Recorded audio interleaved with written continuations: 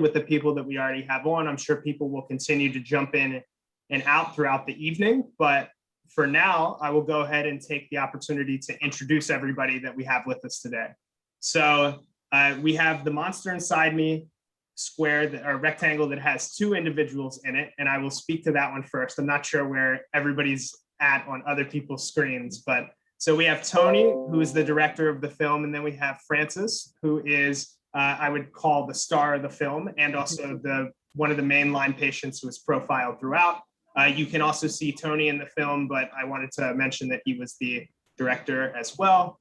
We have the other monster inside me tab, which is Elena, who is one of the co-producers of the film and is also one of the Lyme patients who is featured throughout. Additionally, we have Dr. Robert Bransfield. He has been on Project Lyme's page many times in the past. He is actually a member of our advisory committee. In addition, he is one of the expert witnesses and interviewees throughout the film for those who have gotten a chance to view it. And then we have at the bottom, Paul Cho. Because of some personal reasons, he is unable to get the video on today, but he is the producer of the film and he will be answering a couple questions that people have throughout the evening. So I'll go ahead and jump in first. We will share the trailer shortly, but I do want to disclose that Project Lyme has actually had the opportunity to view the film. In my opinion, it does a great job of outlining some of the main issues that Lyme disease patients are facing and also the community as a whole. My favorite section is how well they address the issues with the CDC and IDSA and how they go right at them and really outline how those guidelines are not beneficial to patients in the long run. We actually did an in-depth conversation about this with Dr. Bransfield back in December. And I think that the Monster Inside Me team really wrapped up our 2-hour webinar into a 2 to 3 minute piece that really drove down exactly what those issues are. And I think that's going to be the most beneficial thing, educating individuals outside of the Lyme community of what patients are really facing here. So what I want to go ahead and do now is share the trailer. I'm sure many people may have already had an opportunity to view it, but in case not, I just want to take a couple seconds to view the trailer of the film before we jump in. Can everybody see my screen? Yes, all right, great.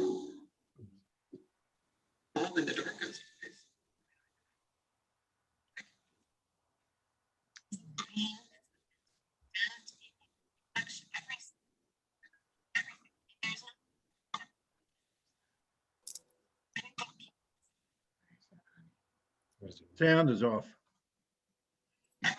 Yeah, it's a little choppy. Wonder why. Can't hear it. There's no sound, people are saying. It's a little choppy. Yeah, there's no audio. Okay. Yeah, maybe we want to skip it. Yeah, I'm fine to do that.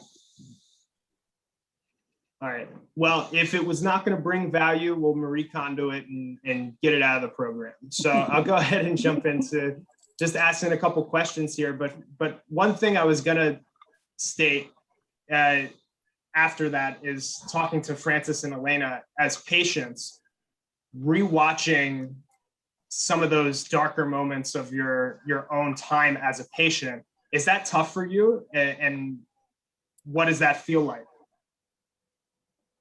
Yeah, it definitely brings me back to that place very easily, because it wasn't too long ago that I feel like I was struggling through the darkest period of my life.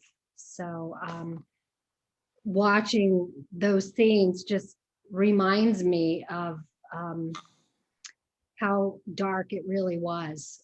However, the good news is I feel like I'm on the other side of that now. So it also drives home the fact that there is hope for everyone out there, and that if you stay in the fight and you do the things that you need to do, you can come out of it on the other end. Yeah, I'd like to bounce off Frances right about that point. The first time I saw the film and seeing myself, because I'm the bald lady, and seeing myself like that up on the big screen, it was very humbling. But at the same time, it was a wonderful reminder of what Frances is saying, just how far I've come as a patient.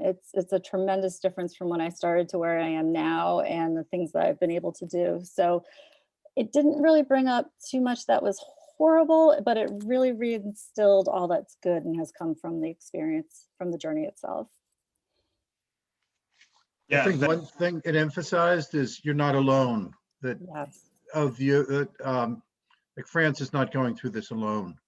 And that was a big thing. And I think whether it's Lyme or something else, some other chronic illness or some other major life obstacle, that it speaks to the effort of commitment of a significant person in your life to help you through it. And I think that's very inspiring part of the film, that it addresses that emotion. It's a very emotionally provoking film. And I think it's not just a documentary. It leaves a strong impact on the viewer. Yeah.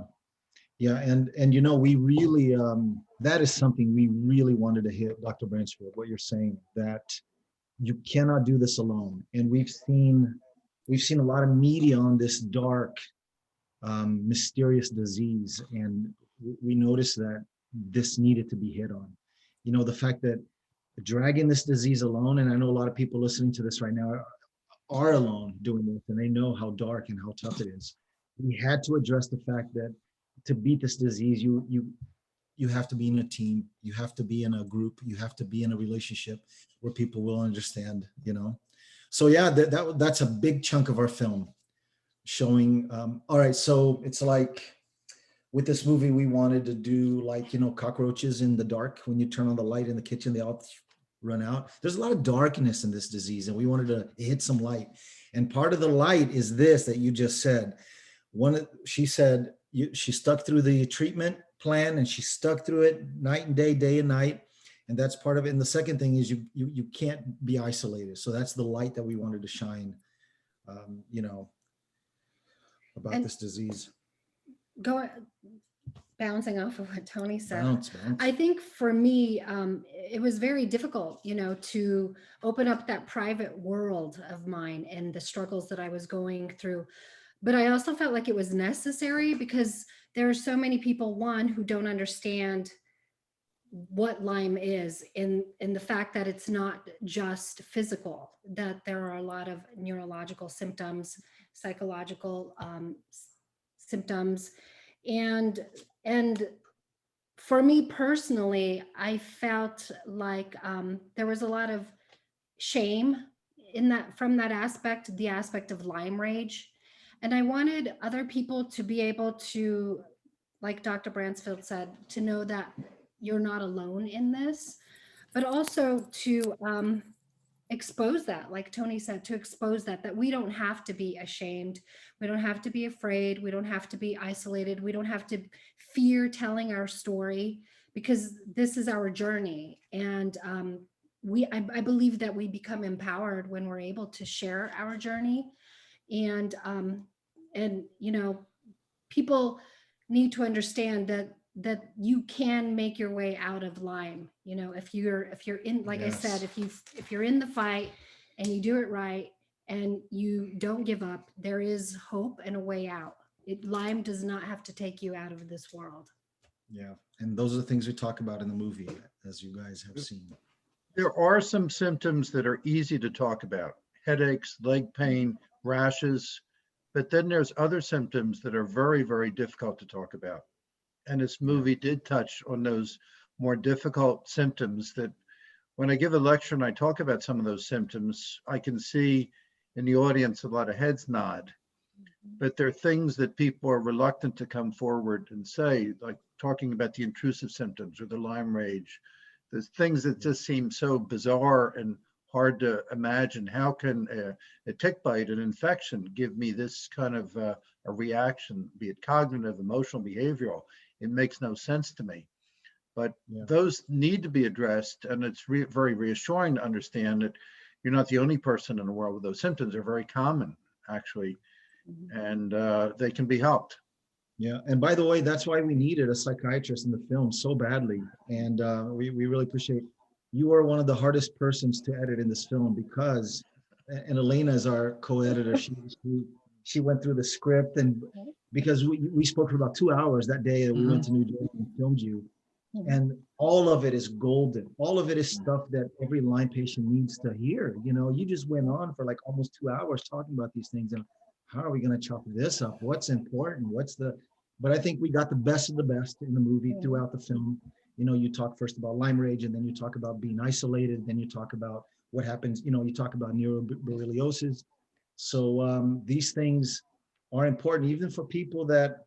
So you'll have a wife that has Lyme, and her husband, deep down inside, because I know this goes on, he says, "Yeah, honey, that's so bad." But deep down inside, the husband thinks, "Man, how much of this is real? You know, how much of this is true? How much of it is she making up a little bit? How much of it is just for attention, right?" So in comes Dr. Bransfield and gives us scientific data on what really is happening in the brain. So that was much appreciated.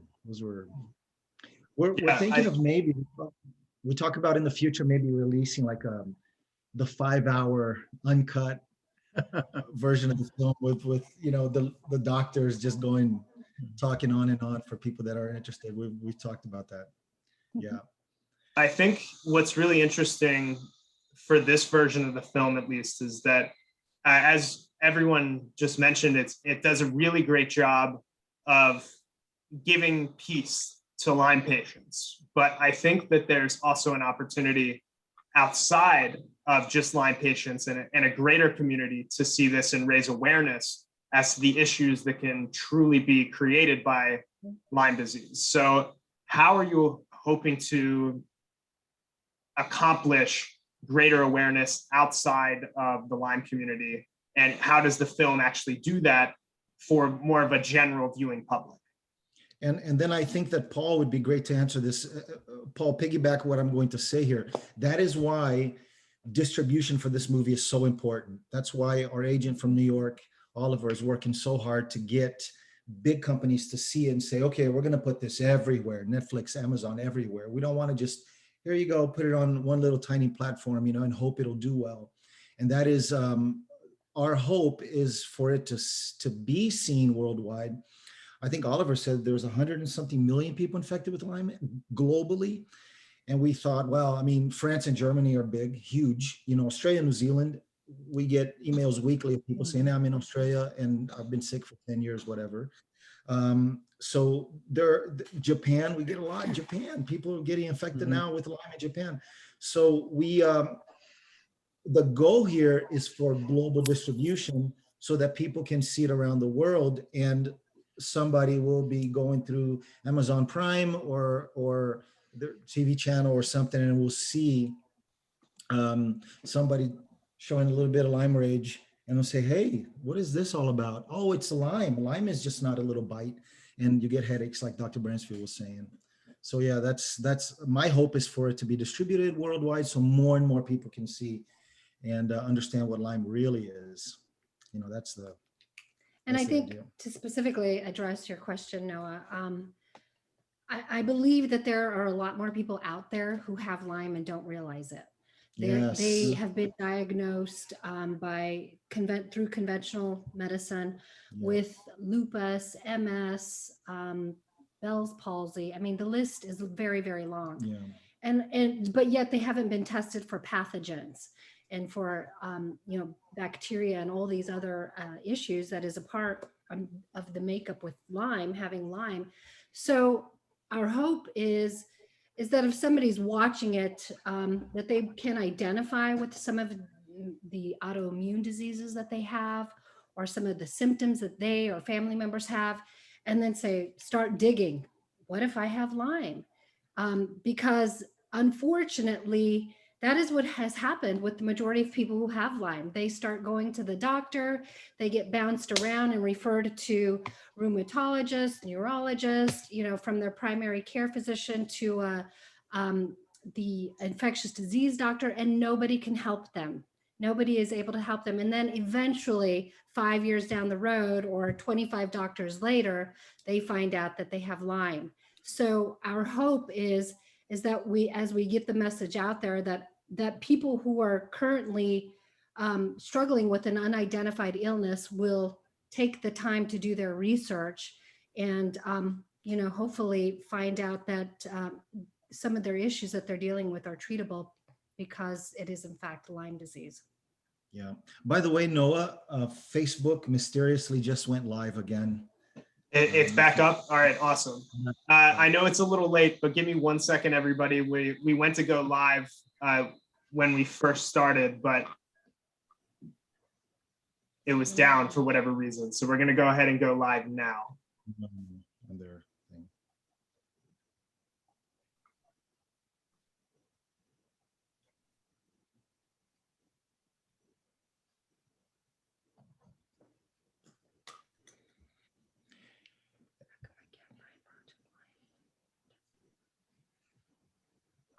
It's too low. Yeah. No, one word. Give me 1 second. Should come up. That's not it.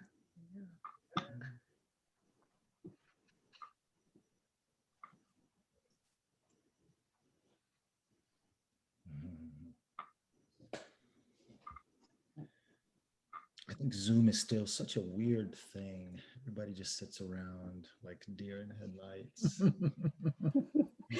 I always thought it was an adjective or a verb. Now it's a thing.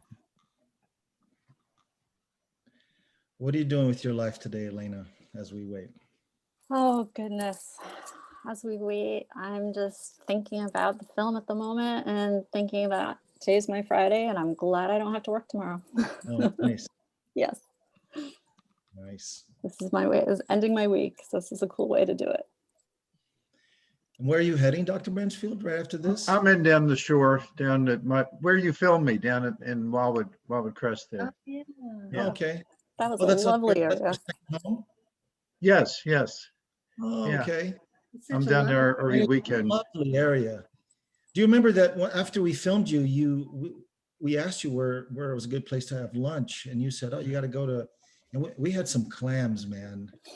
We had a good time. We had a good time with some clams afterwards, after our interview. Great. I guess they were very fresh. I hope they were. Sure. Yeah. Tasted fresh. There was when we went to Maine to Paula Jackson Jones convention. Mhm. We went to a restaurant there right by the sea, and I said, so we asked for clams, and they said, okay, it'll be a little while to thaw it out. I said, wait a minute, it's frozen? She said, yeah. I said, well, the ocean is right there. I can see the ocean right out the window. She said, yeah, that's the way we do it. So not every restaurant on the East Coast is the same. But we're in Arizona, man. When we love going to the East Coast. My goodness. We love it. Miss it already. I went to Crab House in Maryland on the Chesapeake Bay, Mm. and I said, "Where are the crabs from?" They said, "Louisiana." There you go. That's terrible. Yeah, Right? When it's we like eat heresy. here in the middle of the desert here, when we go to eat at Red Lobster, we don't even ask where the stuff is from. Frozen. Could be from anywhere.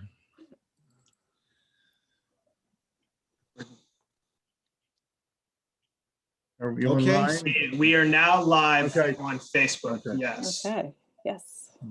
Beautiful. Welcome all the Facebook folks. Cool. Yes, we are now live. Perfect.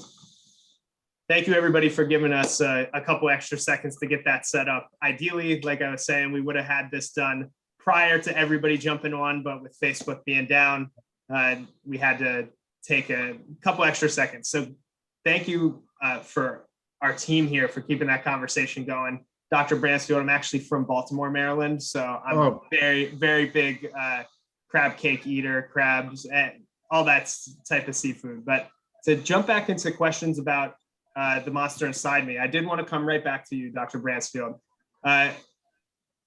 Mainly because, as I had discussed earlier with Tony and Frances, this film has the opportunity to reach outside of the Lyme community. Mm-hmm. You had mentioned earlier a really good opportunity with overlaps between Lyme and COVID to continue to expand outside of the community. Could you elaborate a little bit for our guests what exactly you know?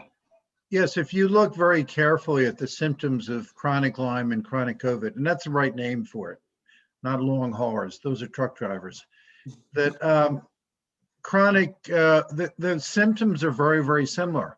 And when you have a chronic multi-system illness that affects the entire body, it's very similar. There's slight differences between the chronic manifestation of COVID versus Lyme, but not a lot. And just like any other chronic infectious disease that has an immune provocation component, there's a very big overlap. So COVID maybe has somewhat more pulmonary problems and more clotting, more vascular problems, more hypoxia, but otherwise many of the symptoms are the same. Many of the psych symptoms are the same. And the physiology of it, where you get that chronic inflammatory or sometimes autoimmune process causing then alterations in like brain fog, fatigue, cognitive impairments, anxiety, depression, impulsivity, aggressiveness, violence, all the same. So we're going into an era now, and Lyme has predicted what will happen when an even greater number of people come down with COVID with the chronic manifestations. One thing is looking at the short-term effects, but the other is the chronic effects over time. And when you have millions and possibly billions of people with residual impairments, psychiatric impairments that can contribute to cognitive impairments, aggressiveness, think of the Lyme rage. There is COVID rage. You see that with some people where they get suicidal or aggressive. And when that happens throughout the world, what's the impact of that going to be? We learned what happened in World War I, when we had a lot of infections in World War I, some related to trench warfare, some related to the two pandemics of 1918, and there were two, but the one had the greater amount of notoriety, but there were a lot of brain injuries as a result of that, which may have laid the foundation for discord throughout the world that contributed to World War II. Would that happen with COVID? So we really need to look at these conditions, understand the chronic manifestation. Lyme is a wonderful model for us to try to understand this. And what we've already learned from Lyme, we need to apply with COVID, and we need to try to prevent some of the errors of ignoring this, sweeping it under the rug, not proactively treating it. We need aggressive awareness, diagnosis, treatment centers. We don't want to brush it off as, well, it's all in your head and those type of explanations. We need to be as aggressive about this as we were in pursuing vaccines, because this is the next phase. And just like we need to be that way with Lyme, but somehow Lyme got overlooked, that it was mischaracterized, and there was a power struggle trying to define it just as more predominantly arthritic disease, when it's not.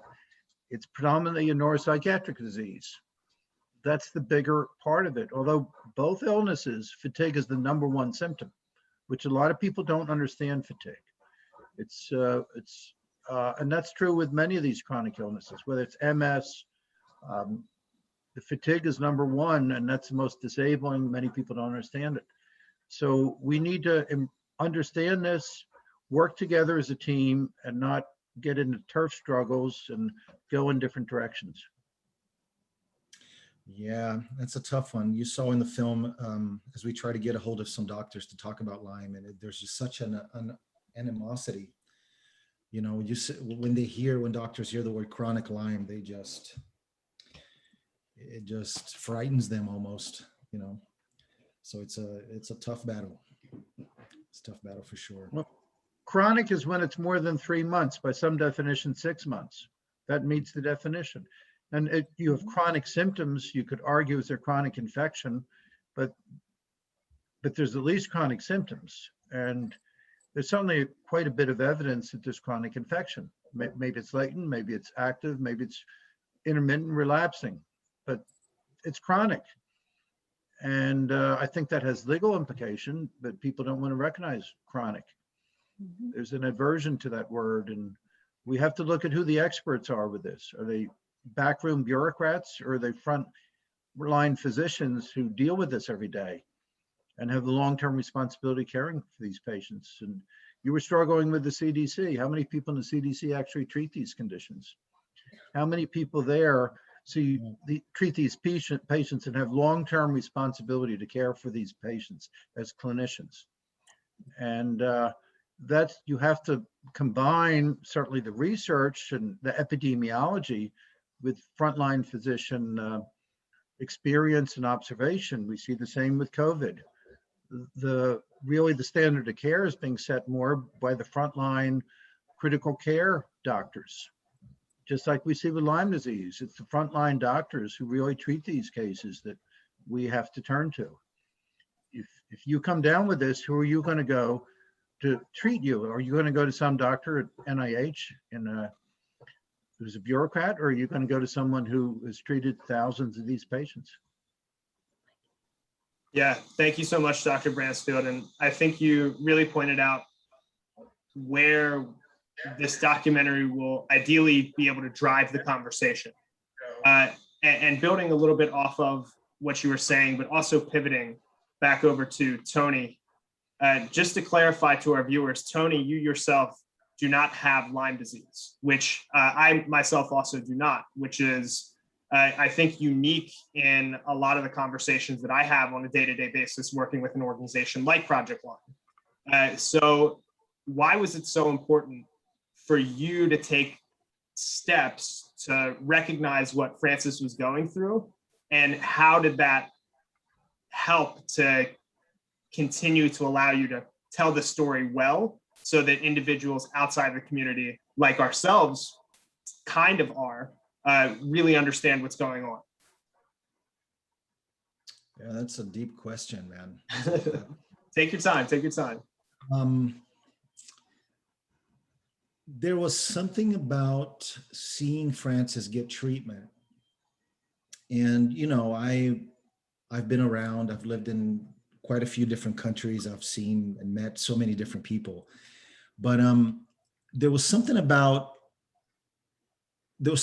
when she snapped, when she was going through a, what's that term when you're, not episode, but no. Flare up. When you're, flare up, thank you. When you were going through a flare up, that's exactly what I meant. Then I would look in her eye and there was something off. It wasn't really her, you know, and that made me think, whoa, this is not normal, you know. And then as she was getting treatment and I would talk to other people that were witnessing the same thing, they said they gave the very same kind of, you know, report to me. I got contacted by, when we put our first teaser up in November 2016, which was just showing her reactions. I had a lot of husbands contacting me via email and saying, oh my goodness, that was my wife, you know. And I thought, whoa, this is, so then we started going after doctors and reading more and researching. And then we started seeing that there was something to this neuroborreliosis, to this stuff that goes on in the head. And then talking to doctors all around, Dr. Prado, Dr. Bransfield, you know, Richard Horowitz. When we talked to them, they were talking about these little spirochetes that are going up in the brain and releasing toxins up there and doing things to their brains. This is exactly what I saw in her. Well, and that led to, in the research and talking to many people, seeing relationship after relationship being broken because of Lyme. Where she was getting treatment, I made friends with a lot of couples, and I would always check in on them. And a couple of them here and there would say, well, you know, we're not together anymore. There are people that we interviewed who were married at the beginning of the film, and the husband walked out and they aren't together anymore. And that is because of Lyme and these things that happen. All of this led me to really push, you know, this story that we put together, because it's devastating. But what's more baffling is the fact that it's completely, all of this that we were talking about is a mist. It's just nebulous. It's a blurry thing in society. Nobody talks about it. doctors don't want to acknowledge it. Like Elena says in the movie, she was depressed because of Lyme. She went to her doctor. The doctor said, here, have some Prozac. That's going on. And now you got a bunch of zombies walking around, not knowing what's going on. And that's what got me as a caretaker to dig deep, deep, deep. And first take the lid off the thing, expose everything, but also show a compassionate side. Because I myself, we've been together for 6-7 years now, and we've had ups and downs, and we've had moments of complete and total breakups because it's madness.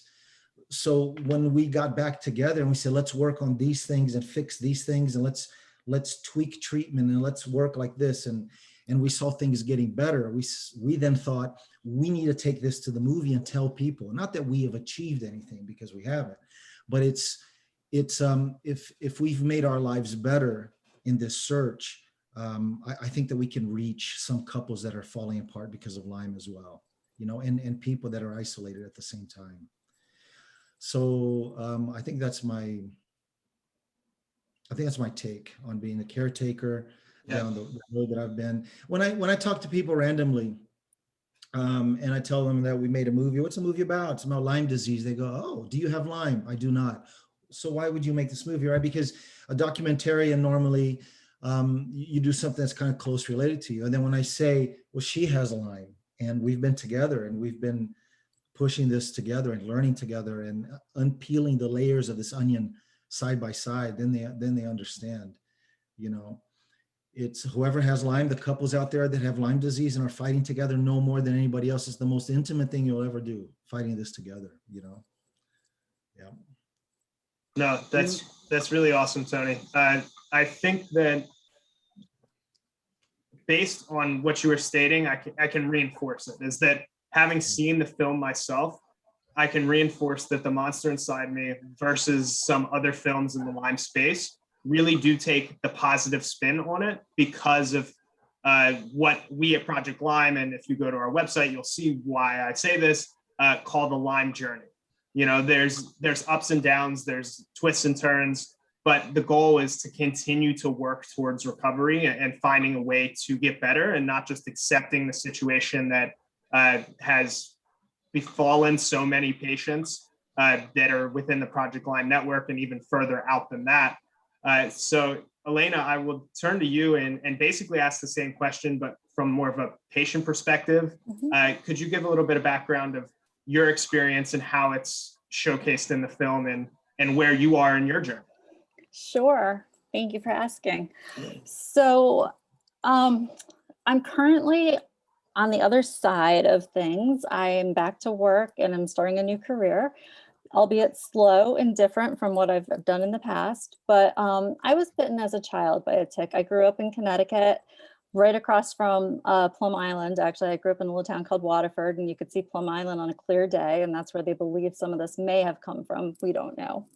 But I was 11 years old. It was back in the 80s. We didn't know much about Lyme at that time, so we just let it go. We thought it was a spider bite and didn't think anything of it. Turned out later on when I went off to college and I was facing stressors in my life, I was getting sick all the time. I was getting chronic infections out of nowhere, just little ones. And my body was fighting something and it was not agreeing with, a lifestyle of being part of the community.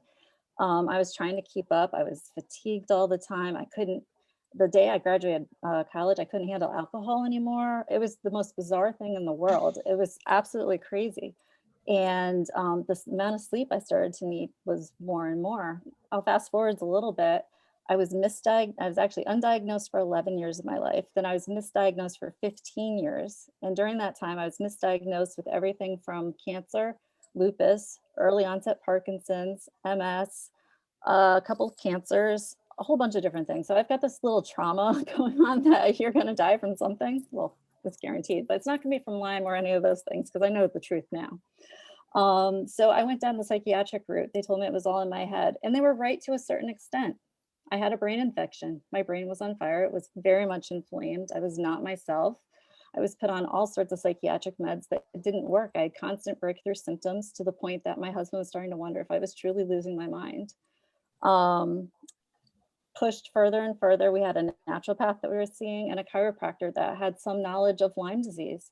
And they kept insisting that these symptoms had to be related to that. They had to be related. I'd never realized that that they could cause those symptoms until I started doing my own research and became my own advocate for myself. Fortunately, the naturopath knew a great, one of those frontline physicians Dr. Bransfield spoke of, and I got on a waiting list. And in the meantime, I had all the testing done that we knew this doctor liked, and I came in prepared. I had my whole history with me. I went and got all of my medical records that I could get a hold of, made a huge binder, put everything in order so that when I had that first appointment, I was ready to go, and without even having to wait. And lo and behold, I had an IGeneX test. It didn't come back CDC positive, but there were enough bands to show that I had had Lyme and many other things. So I ended up with Lyme and multiple co-infections and a whole bunch of other fun things like heavy metal toxicity that also messed with my personality and messed things up. So it was a long, long journey to finally becoming diagnosed. And then it took about 6 years of intensive treatment to undo what 20 plus years of being ill had done. It's not a race. There's no easy, quick fix. It's just a lot of persistence and a lot of trying new things and finding what works with your body. You need to support your body to heal. It can do it. I'm just sitting here. It's possible. But it's personal too. You have to be willing to spend a lot of time with that physician and trust their protocols and trust your body and communicate. It's a relationship, and it's a lot of lifestyle change, but it's possible. And that's why I wanted to participate in this film. If I could help one person know they're not alone and help them learn that they can help themselves, there's ways to treat, there's ways to, there's groups, there's so much more now on social media than there was when I first started my journey. And so I want to support that. This has forever changed my life. It's become part of my life. And although I'm on the other side, I want to advocate for others and help them get the treatment they need and deserve. So that's kind of where it all is. So I'm just about in remission. I was exposed to mold, and so we're finally getting rid of the mycotoxins. And once we clear that up, we're very hopeful that the rest of everything will fall into place. So we're getting there. Thank you so much for telling your story, Elena. I heard some things reflected in what you're saying from what I've heard from so many other people, which is becoming your own advocate. It really has become something that through the educational work that we're trying to do is teaching people how to be that advocate. But it's just tough because there's so many people who've already had to go through that process either by themselves or maybe with the help of a partner or something. But more often than not, it's really tough situation to fight for yourself, especially when, as Tony had mentioned earlier, things are so misty and murky through the whole process. Exactly. And I was the first member of my family to be diagnosed. Ended up that we're an entire family of it. So we went through a lot. And if I hadn't gone first, I don't think I'd still be married today. I think my experience of having gone first and having tried some of these medications, knowing the reactions you can have to them, the different herbs and how strong they are, all the different things you use for treatment, that helped save our marriage because my husband had to go through it afterwards and my children went through it. And so, but we're all on the other side, which is fantastic. So it's possible, an entire family, including our dog, we all got better. So you can heal. Yeah, thank you for sharing your story. Tony, go ahead. No, I was going to say, including the dog. She put that in there. There is hope. There is. Yeah, I see in the comments a couple things are going on in terms of like discussion about improvements that are needed for the healthcare system and a variety of other issues that continue to face, and they're very much systemic, that continue to face Lyme patients. And I want to reinforce that Project Lyme and a lot of other nonprofits out there are definitely doing all that we can to fight for patients and fight to change healthcare systems and continue the good fight. But it's definitely very apparent that, as Tony said, he's been working on this documentary since 2016. That's going on almost 5 years now, but not that much has changed. So the goal is just to continue to work and continue to push forward and continue to share stories such as Frances's and Elena's, so that ideally the right people will hear the story and be truly shocked by how little they knew. and how little has been done to this point to make sure that it does not continue to happen in the future. But at the moment, I wanted to go ahead and open it up to additional questions from the audience. Let me check the Facebook Live real quick just to make sure. That's a good question for Dr. Bransfield. Typical psychiatric symptoms, and we do show a lot of psychiatric symptoms in the film. We went after people all over the country with the most.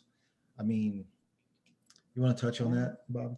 Okay. Well, one thing that's particularly significant, you see panic attacks that don't stop. And that's, many people have panic attacks, but they're usually very brief. But whenever they last a long time, and patients would describe rolling panic attacks that would go on for hours, or whenever it's a panic attack more than a half hour, invariably it's Lyme disease. So that's something that sets it apart. And so you see general anxiety, social anxiety.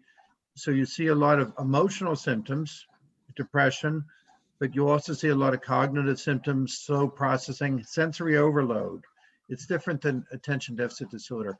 There's an inability to filter out sensory input. So that sound, light, activity, it's just too much. Sleep disorders, fatigue, slow processing. So that it's almost like a Peanuts cartoon where the adults are talking, wah, wah, wah. When people are talking, it's hard to digest the information fast enough. And it's difficult to compose someone's thoughts. So it's like a slow assembly line for information, sensory input coming in and going out. So there's this constant frustration that I can't keep up with the conversation. And I can't pull it together when someone's talking, and then I can't compose my thoughts. And then as I'm doing that, then we're on to something else.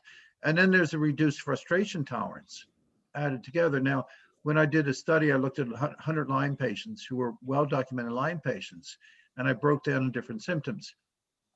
And I used actually 4 different control groups, but basically with the control groups, the average patient had like 4 symptoms before Lyme, or a healthy medical student had 4 symptoms.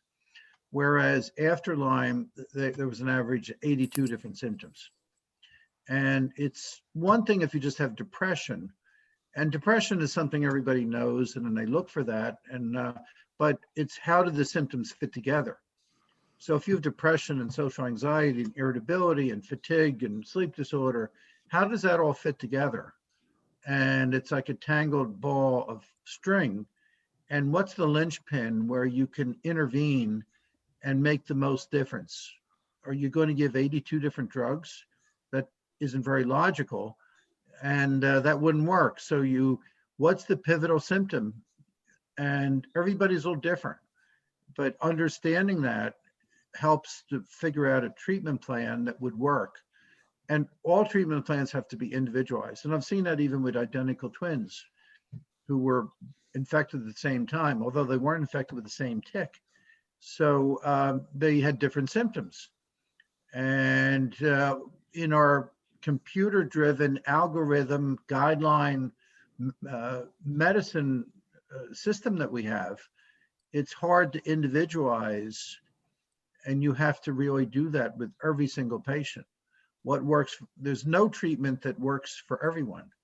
And having that flexibility to individualize and listen carefully. So the doctors that are closer to patients, often family doctors or psychiatrists, nurse practitioners, people that are closer usually do better with this. The super specialists who are more oriented towards the test, well, let's do the test. If there's 4 bands, it can't be Lyme. Where there is more of a rigidity of thought, and sometimes an arrogance that you see with some doctors. Arrogance is a very dangerous thing in medicine. Humility is very good. We have to be open and listen carefully and work as a team. We have to look carefully at all the research, individualize, use our judgment, and that's what works. We have to blend it all together and not be too lopsided in whatever our bias may be. As a psychiatrist, my bias might be psychiatry. That everything's fixed with psychotherapy or psych meds. We can't think that way. And so people from all these different disciplines have to work together as a team that don't normally work together. And we have to do it in a way so we don't waste our time with power struggles of who's the top dog here, or who gets all the research money. And that's been a problem that's interfered with forward progress, is the turf struggles that have been there and interfered with forward progress. Look at AIDS, where AIDS broke loose when the Hollywood people got on top of it. And then they recognized it, and then it came out of the shadows. And somehow that hasn't happened the same way with Lyme disease. It's still in the shadows, where it still doesn't get the recognition it deserves. And people call it, well, subjective and non-specific. And that's subjective means that the examining doctor didn't look far enough to make it objective. And they don't know how to make it understandable to them. And all these symptoms are very clear and very understandable when you take the time and you do an adequate exam, which people frequently don't do. The dangerous thing is where someone does the run-of-the-mill Lyme blood test, and then they say, well, it's negative, so you can't have Lyme disease. And plenty of research by CDC shows that we know there's like 30, 40,000 cases of Lyme per year by the CDC surveillance criteria, but the CDC says there's also 476 cases per year by other criteria. And there's millions of Lyme tests that are done every year. So that means millions of times someone thinks this patient could have Lyme disease. Let's do a Lyme test. And if it's negative, then we roll it out. You can't look at the Lyme testing and think that way.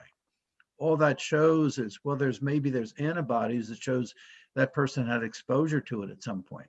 It doesn't mean it's active or inactive, and you have to know how to interpret these things. You have to pull it all together. So it requires a broader way of thinking. And doctors go to medical school and spend all these years trying to perfect their judgment. They have to use it. They have to rely on their judgment. They can't follow guidelines that are flawed and biased. And that's been a thing that we have to be careful of. And I think that's led a lot of people astray with Lyme disease down the wrong path. That's great. Real quick, I want to jump in because I've seen a lot of questions being posed about things like, how do you find certain doctors? There's a couple like paying for treatment. So I wanted to go ahead and drop a couple links from our website. First is the Seeking Diagnosis section. There is some links in there to ILADS, as well as Lyme Disease Association, which both have really great provider searches. Will give you the opportunity to find additional information on potential doctors within the Lyme space. Dr. Bransfield is a past president for ILADS, just to give some context as to why they are a good source. In addition, I want to drop in that Seeking Diagnosis section, there's also some direct links to organizations that provide financial assistance within the next week or so. And we are working on a webinar with an attorney sometime in June to answer the question of, how do you apply for disability? How do you apply for Social Security? How do you get reimbursements through your insurance company? These are definitely really pressing issues for the Lyme community because of how expensive the treatment can become, especially in the long term. So we're really working hard to get some answers to these questions. But for now, I'll drop in the Exploring Treatment section as well. This will outline some things like how to manage your mental health. That'll link to the past webinar that we did. Really, there's a lot of resources on there to answer a lot of the questions that you all have had. But one of the ones that I saw that I think is extremely important to touch on, and I'll open it to either Paul or Tony or Frances. How are co-infections described in the documentary? I know obviously Lyme is the main point, but there's a variety of other illnesses that you can be transmitted from ticks. So one individual asked if it's covered, and I'm curious to hear a little bit of explanation about Yes or no, and how? It is covered, yes. We don't go into details on each one, Bartonella Right. and Babesia and each one, but we do cover the co-infections, and the doctors that are in the film, they each go into, we have a breakdown on them describing what co-infections are and why do we get co-infections, what happens when you get bit, what's all that, what's going on in the body and the mind when you get bit. It's not just the borreliosis, it's co-infections that happens as well. So yeah, that's. Yeah, we have one doctor in particular who says Lyme is the main star player, right? So that means all the other players kind of get minimized, but essentially they all come together like a rock band. Lyme just happens to be the star player. In the brain, yes. So usually if you have Borrelia, then you have other co-infections as well. Yeah. Along with, you should be checked for parasites, fungi, bacteria, and virus, not just Borrelia. Yeah. Can I comment to a question that we got? We're getting a lot of questions on, of course, on all different kinds, but I just wanted to touch, somebody asked about diet. How important is it? And do we touch it in the movie? We do really touch it in the movie because diet is everything. Diet is everything. And this person said, how important is diet, and how do you treat, how much do you talk about it in the movie? Because it's the only thing I have, eating is that one little thing that still adds to my happiness. I totally get that. But this is what we talk about in the movie. When you make the sacrifice to changing your lifestyle and eating the foods that you should, in the beginning, it's a little painful, but in the long run, when you make that change and you get used to it, you start seeing results that change your life. And then you look back and you say, how is it that I sat down when I was depressed and ate that kind of food to feel better for just a little bit, 15, 20, 30 minutes, but then had a crash. But now the way I eat, I can just glide through the day feeling better all day. So we go into that. Diet is absolutely everything. Please. It's the first thing you have to change when you're getting treatment. Absolutely. Is the diet. Yeah. It's everything. And people, go ahead, Elena. Oh, okay, I was going to say, some people are asking, what is the diet? So to simplify it to the most basic terms, it's eating as cleanly as you can afford to eat. It's buying foods that come in their own wrappers that aren't processed in convenience foods and boxes. It takes a little more time to prepare them unless you prefer them raw, but it's eating food that you can afford, that is within your budget, that's the cleanest, freshest, most nutrient dense and available to you. And that's really it. And the cleanest water you can drink and the cleanest food you can eat. And that varies for everyone depending on where you are. It's a little bit of discipline, but it's worth it, you guys. It's Definitely worth worth it. Lyme Yeah, grows inside yeast cells. So if you binge on sugar, you promote yeast overgrowth and you're fostering the growth of the Lyme. That's what Lyda Matman found. Oh, wait, Frances? Oh, I was just going to add that what I learned for me in my body, the most important thing was finding foods that were on the anti-inflammatory list, or avoiding foods that were on that caused a lot of inflammation in the body. So having to cut out a lot of those, which would, the number one thing for me would be dairy. That is a huge inflammatory food.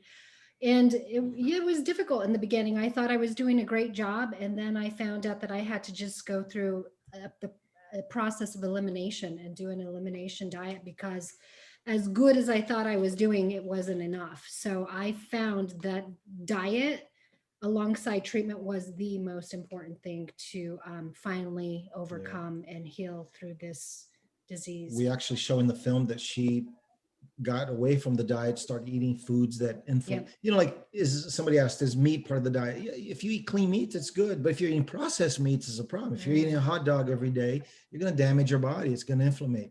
But you eat a nice cut of ribeye steak, it's going to, if your body can take it. So there's no, set pattern of what you should eat, but avoid inflammatory foods, processed foods, and things like that. And that has got to be. Vicky, who we interviewed in the film, said it best. She said, people should just eat like our great-great-grandparents used to eat. That's it, But dairy will mess you up. And my number one weakness, sugar. I myself battle with that, but sugar is Oh, the yes. demon. Sugar, you have to avoid will sugar. kill your immune system. And then when you get sick, if you're taking sugar on a daily, it's fast. You go down quickly. The bacteria actually feeds off sugar, so that is something that you absolutely have to cut from Yeah. your diet. No more sugar. Get some stevia, a little bit of honey here or there. Yeah, I really appreciate everybody's answers and input and taking some questions that really push the conversation forward. I did want to jump back to the topic of co-infections, and it's really awesome that you guys at least touch on it. I know it's really tough to go in depth because you can check out either our website or Columbia Lyme website. There's like Lyme disease and then 15 co-infections and other, in addition to co-infections, you have the alpha-gal allergy that can be developed through tick-borne diseases and everything like that. So I'm sure it was really tough to dig in deep to that. But I think it's extremely important that you did touch on it because in my opinion, that is one of the biggest things that people don't know outside of the Lyme community. Is I know when I started working with Project Lyme, that was one of the first things that I learned and was taken aback by. Is like, wait, hold up. So you can get Lyme disease, but you can also get stacked on top additional. And I think somebody actually asked this question. I want to clarify with Dr. Bransfield to make sure my answer is correct. But you can be diagnosed with other tick-borne co-infections or illnesses without being diagnosed with Lyme disease. Is that correct? Yes, yes. Yes. Well, Lyme is the most common. Right. So when you get a tick bite, more commonly, you might be positive for Lyme, but it could be anything else, some of which are unknown. Here's a way to think of it. I'll go out in the woods and I'll take a syringe and I'll draw blood from rats, mice, skunk, possum, squirrel, everything I can find. And then I'll inject it in you. Now, what's in that injection? Now, that's basically what you got with a tick bite. And it's a chance of whatever was picked up by that tick, wherever it had been. And they have filthy living conditions. So you have no idea what's there. And some of these conditions, some of these infections may be not categorized. So when we say Lyme, we identify that that's symptoms you see from a tick bite. And Lyme is recognized, it goes back 100 years, but Lyme was popularized from Lyme, Connecticut. And, so it's more than Borrelia burgdorferi, it's all these other things. And we often discover new tick-borne diseases every year. And there's all these subcategories. So we have to, that's another reason to be humble. We don't exactly know what we're dealing with here. Mm. And then when you have these co-infections, they interact with each other. It's not 1 + 1 + 1. They interact and they multiply. And when they multiply, it has a much more extreme effect than either one alone. Yeah. Awesome. Thank you all so much. We're kind of coming into the end of our time here. Usually these go about an hour. Anything longer than that can become a little dragging on everybody involved. So just a quick wrap up here. I need a firm answer as to distribution, just because I've seen that a lot. And I saw Paul had put something that is currently being sold. Is that for individuals or being sold to distributors? We're currently working through distribution agreements. We know that there are some festivals that we're also looking to join. So we're waiting on confirmations on those. We will be at Critics Week in Cannes. That's, I believe, this year in June, early July. We're registered for that.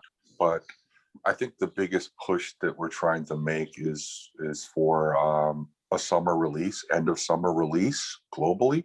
Again, Oliver has been working very hard, our sales agent. And I know that there's, I think, a disconnect from the layperson to how film distribution works. So I think everyone, there's a natural propensity for people to feel like a film is made, it's edited, it's finished, and then you just put it out on the web these days. No, that's not how it works. There's obviously a business to it. And what I mean by business is not revenue. What I mean is that there is a rhyme and reason for a distribution network to go as wide as possible, right? So Tony touched on this earlier tonight. Our goal is not to just put this film out, just to put the film out. As many of you know, it did make the long list at AMPAS. So it was on a long list of candidates for the Academy this year. We unfortunately did not make the short list, but we did qualify for the Oscar campaign. Courtney and Oliver have been working very diligently and very hard to get this to the right programmers for festivals, as well as the right distribution partners. What we didn't want to do is go wide with this and just say, hey, let's go here and just put it out digitally and hope that people can see it. What we wanted to do was find partners that would promote it, market it, make sure that they got the right product placement in terms of advertisings and P&A. So unfortunately, we want everyone to have seen this film yesterday, right? But we also are very cognizant of wanting everyone and anybody who's interested to be able to access it. And that's the business part that's somewhat tedious. So we're working very hard. The film is currently in discussions with several distributors and territories globally, and we've had interest from the depths of New Zealand to the forest reaches of Brazil, anywhere and everywhere you find ticks, which is globally. We've had nothing but great response. So we apologize for the delay. It's not intentional. Again, we want everyone to have seen this yesterday, but please understand that we're just trying to get this set up so that it can go as wide as possible globally, because the film deserves it, and everyone involved and all the subjects within it. Beautiful stories of hope, beautiful, inspiring stories, as well as a very informative film. Dr. Bransfield, so many other professionals that are advocates for promoting the literacy and understanding of Lyme. And that's very important for those that are suffering, because you can't just approach something. If you have cancer, you're not going to go to a bone specialist and just stick with the bone specialist. You really have to target your regimen and your own treatment and your own knowledge and information to those experts that are advocates of saying, we're not ashamed to say that you have Lyme, right? Because a lot of medical professionals, and unfortunately the CDC as well, and other agencies have been not very, they haven't been advocating for Lyme as we all feel that they should be. I know that they're busy, especially in this pandemic world. That's the one thing that, if Dr. Bransfield can touch on too, is real quickly, in this current pandemic climate, the parallels and the distinguishing factors of COVID versus Lyme, because that's been a huge question for all of us, I think.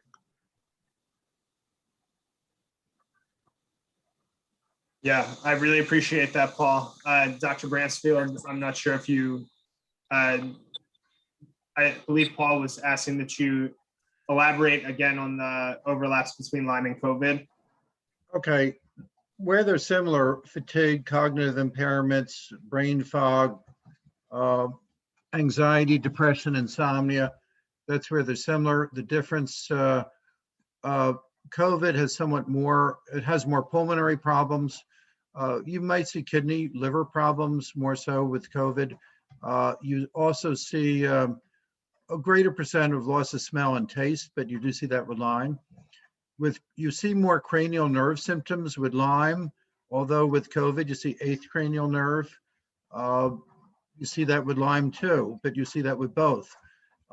So it's different cranial nerves that are predominantly involved.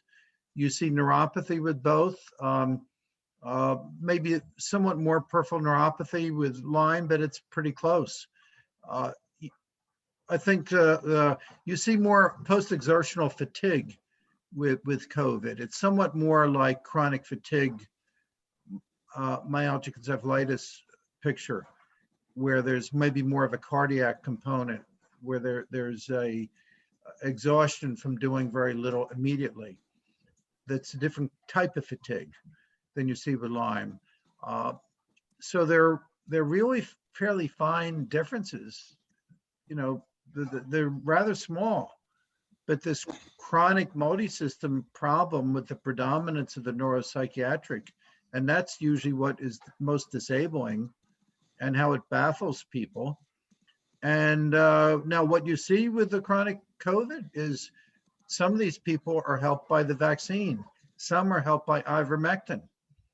And how can that be a post-infection sequelae when it's helped by something that may kill the microbe involved, the virus? And we see the same with Lyme, where people try to label it post-treatment Lyme, and then you give a treatment and it improves. They get the Herxheimer reaction. So when people improve, then it's not post, it's still active. But I think you have to recognize the technical limitations. Our testing isn't perfect. Our testing for COVID isn't perfect. And our testing for Lyme isn't perfect. So you have to go by the clinical symptoms. And when the clinical symptoms are there and they're progressing and expanding, increasing and getting worse, then what's making that illness progress? The most common answer, most obvious answer, common sense, is persistent infection. Now, maybe you probably have more persistent infection with Lyme than you do with COVID, because sometimes you get these infections that are hit and run infections, and they're done and have done their damage, and you're stuck with the impairment, and then you have to live with that. That's the way it is with some infections. So maybe COVID is more like that. And the people with the chronic persistent infection, maybe that's a small minority. And with Lyme, there's probably some people that have this hit and run, the infection is gone, and now you're stuck with the residual. But probably with Lyme, there's a higher percent where there is persistent infection. If you've been misdiagnosed and you've had it for a long time, and then you're treated, it may be you can't eradicate it. All you can do is get a ceasefire and keep it at bay, similar to what we see with chickenpox and shingles. And then when you're immunocompromised, when you're stressed, then it comes back and bites you. You see that a lot, where someone has an auto accident, or they have stress in their life, or they're burning the candle at both ends when they're in school. And so I think there are very subtle differences, and we have to look careful. Lyme, when I do my assessment, I look at around almost 300 different symptoms. If you look at COVID, there's several hundred. Now, there's the common things, but then there's also the uncommon presentations that some people have. You have to allow for that. The uncommon presentations of Lyme or the uncommon presentation of COVID. You see both, and that's, some people have unique susceptibilities or unique co-infection mix, and that may explain those different variations in how they appear. So I think in our era, we have to be attentive to the long-term impact of these infections, be it Lyme, COVID, or other things that fall in that category, or things that we just can't identify, but we see the consequence of it. We have to be attentive to that if we want to be functional and have our society work in a viable way and not be overwhelmed with the healthcare system with chronic illness. It takes a tremendous burden. And look at how it affects young people who can be disabled their whole life. That's catastrophic. We need to prevent that. Sorry, doctor. Just wanted to interject two things real quick. Michelle, to answer your question, it's kind of funny that you actually mentioned autism, because there is a section of the film that addresses autism, and maybe a coincidence, and there's certainly no evidence right now that says or states that or confirms that there's a direct link. But one of our producers, Ryan Riker, and his son with autism had a very interesting parallel. With that said, Alina, Doctor, and Frances, I think the question is, have you all been vaccinated, and have you experienced any side effects from vaccination due to Lyme? Great I question. have not been vaccinated, and I am choosing to hold off on that. With the amount of research that I have done, that's a personal choice that I've made. But I am doing a lot of prevention, and I am in touch with my doctors regarding therapeutics should I actually come down with COVID. So I take a daily cocktail of supplements that has really helped protect my immune system. And this year I haven't been sick. Usually I get sick with something like bronchitis or something like that every February. And this year I did not, and I believe it's because of the right set of supplements that I've been taking. And so that's my personal feedback. I'd like to comment about autism. That I've done several journal articles on autism and Lyme, and there clearly is a connection. And particularly reactivity 31 and 34 band that were excluded by the Dearborn criteria. So you need the full complement of bands to really identify it, regressive and congenital. And it's not the only manifestation of congenital Lyme. There's other manifestations, particularly more hyperactivity kind of presentation. But I think it's not the only cause of autism. There's about 20 different infections that can be associated with autism, and spectrum of various sorts. And think of the burden with autism. We see autism increasing. If you look geographically, the states with the highest amount of autism are the states with the highest amount of Lyme, and the states with the lowest amount of autism are the states with the lowest amount of Lyme. And you could read a few of my articles I've done on that. The other about the vaccine, I've had the vaccine, and I think when I've had Lyme patients who get COVID, if they're under treatment, they often do well if they're under treatment for Lyme disease, because many of the treatments for Lyme have a protective effect with COVID. Where I've seen people, let's say, that are not under active treatment and then get COVID, those people often have a relapse of their Lyme symptoms. And then there's rare cases where I see where someone gets COVID in a very high fever, and it seems like it might help the COVID. That group I'm still trying to understand. But I do see a fair number of COVID patients. I had one today that I treated with ivermectin, and I treated him, and his wife also got sick at the same time, and he did fine. His wife did not get the ivermectin, and she was in the hospital, and it was touch and go, and she did not do so well. So these treatments do work, and it's similar to what we see with the dispute with Lyme, that there's some people say, well, we need more evidence. We need more evidence. Give us more research money so that we can get more evidence, and only then do we recommend things. And what do we do in the meantime? We have to treat people today. We have to treat today with the best that we have. And in terms of the vaccine, there are unknowns with it. But I think if you have Lyme, you don't want to get COVID.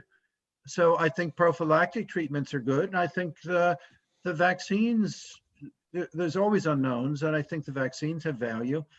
I decided to get it because my thinking was, although I might have a reaction to a small piece of the COVID that's with the spike protein, I'd rather have that reaction than have the reaction to the whole thing. And I don't want to spend the rest of my life living under a rock. So, that the social distancing gets old after a while. I really appreciate everybody's answers and for addressing the vaccine, Dr. Bransfield. As everybody can see, I put in the chat, we actually had an in-depth webinar with two other individuals within the Lyme space, Dr. Rawls, Bill Rawls, and Dr. Daniel Cameron, specifically discussing COVID-19 and their recommendations on the vaccine, which are actually very similar to Dr. Bransfield's, is, ideally get it, but understandably, there's patients who are very immunocompromised who it may not necessarily be the best step for, but I would suggest checking that out. It's on our YouTube page. Additionally, everybody go follow The Monster Inside Me if you do not already. Check it out on Facebook. We will be linking to them as we get this video onto our Facebook and YouTube pages as well. I just want to go ahead and say thank you to Tony, Frances, Elena, Paul, and Dr. Bransfield for being with us this evening. Everybody have a great rest of your night.